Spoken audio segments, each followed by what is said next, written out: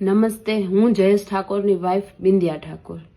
હાલ જે મારા હસબન્ડ ઉપર ખોટા આક્ષેપો નાખવામાં આવ્યા છે અને જે ષડયંત્ર રમાયેલું છે તેમાં હકીકત તો એ છે કે જે છોકરી આક્ષેપો નાખે છે આજથી 20 કે 25 દિવસ પહેલા એમના ઘરેથી એના મામાના છોકરા જતીન નામના છોકરા સાથે ભાગી ગયેલી હતી અને એના ત્રાસના કારણે એના પપ્પાએ ગળે ફાંસો ખાઈને સુસાઇડ પણ કરેલું હતું. એના પપ્પાએ સુસાઇડ કર્યું ત્યારબાદ 4 કે 5 દિવસ પછી તરત જ જતીન નામના છોકરા સાથે તે ભાગીને રાજસ્થાન ગયેલી હતી.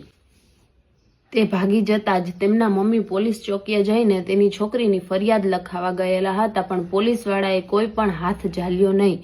તેથી તેમના મમ્મી મારા હસબન્ડ જયેશ ઠાકોર પાસે આવીને મદદ માંગી કે મારા ઘરવાળા ગળે ફાંસો ખાઈને ગુજરી ગયા છે અને મારી છોકરી ભાગી ગઈ છે અને ગમે તેમ કરીને તમે પાછી લઈ આવો. પોલીસવાળા કોઈ ધ્યાન દેતા નથી. જેથી મારા હસબન્ડ જયેશ ઠાકોર એના મમ્મી સાથે પોલીસ ચોકી ગયા અને પોલીસવાળાને પ્રેશર કરાવીને આ ફરિયાદ દાખલ કરાવી છે. જયેશ ઠાકોરે પોલીસને પ્રેશર આપ્યું હોવાના કારણે પોલીસને એમની ઉપર ખાર હતો, છતાંય ફરિયાદ દાખલ કર્યા છતાંય પોલીસ કોઈ ધ્યાન દેતી નહોતી.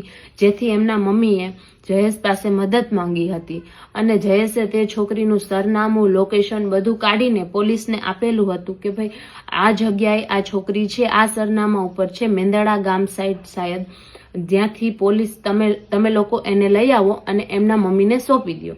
પોલીસ એ છોકરીને પોલીસ સ્ટેશને લઈ આવેલ, 2 દિવસ રાખેલા પૂછપરછ માટે. પણ જે ષડયંત્ર રમનાર છે અને પોલીસને જે ખાર હતો એ ખોટી રીતના 2 દિવસમાં પૂરેપૂરો કેસ જ પલટાવી નાખ્યો છે અને મારા હસબન્ડ ઉપર ખોટી રીતના જે જતીન નામના છોકરા ઉપર જે આક્ષેપો છે એ ખોટી રીતના આજથી 2 વર્ષ પહેલાનું કહીને મારા હસબન્ડ ઉપર એ આક્ષેપો નાખીને એમને ખોટી રીતે ફસાવી દેવામાં આવ્યા છે. આજથી 2 વર્ષ પહેલા જો કદાચ આ બનાવ બનેલો છે તો આજથી 2 વર્ષ પહેલા જે બનાવ બનેલો છે તો 2 વર્ષ સુધી તું ક્યાં હતી? અને અત્યારે જે જતીન નામનો છોકરો છે એની સાથે તું ભાગેલી હતી, એ છોકરાનો તો આ ફરિયાદમાં કોઈ જાતનો ઉલ્લેખ જ નથી. અને જે છોકરીને ફરિયાદના કારણે પોલીસ ચોકીએ લઈ આવેલા હતા એ ફરિયાદ તો બહાર આવતી જ નથી. અને ખોટી રીતના મારા હસબન્ડને કેમ ફસાવી દેવામાં આવે છે? જો મેડિકલ ટેસ્ટ કરાવેલું છે છોકરીનું, જયેશનું, તો જે છોકરા સાથે ભાગી ગયેલી હતી એ છોકરાનું મેડિકલ ટેસ્ટ કેમ નથી કરાવવામાં આવતું? તો કોળી ઠાકોરના તમામ ભાઈઓ બહેનોને મારી નમ્ર વિનંતી છે કે સિક્કાની એક બાજુ નહીં બીજી પહેલું પણ જોવો અને જયેશ ઠાકોરના સમર્થન માટે, જયેશ ઠાકોરના સપોર્ટ માટે આગળ આવો. આપણો સમાજ નાનો નથી, ગરીબ અને ભોળો છે.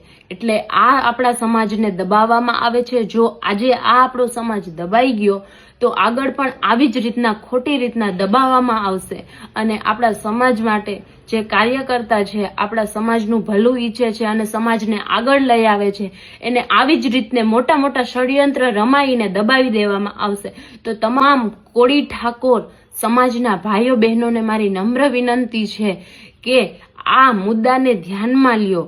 ખોટી રીતે જે લોકો માર્ગદર્શન તમને આપે છે એ ખોટું છે, ત્યાં ના દોરાવ અને હકીકત જાણો અને જયેશ ઠાકોરને સપોર્ટ કરો.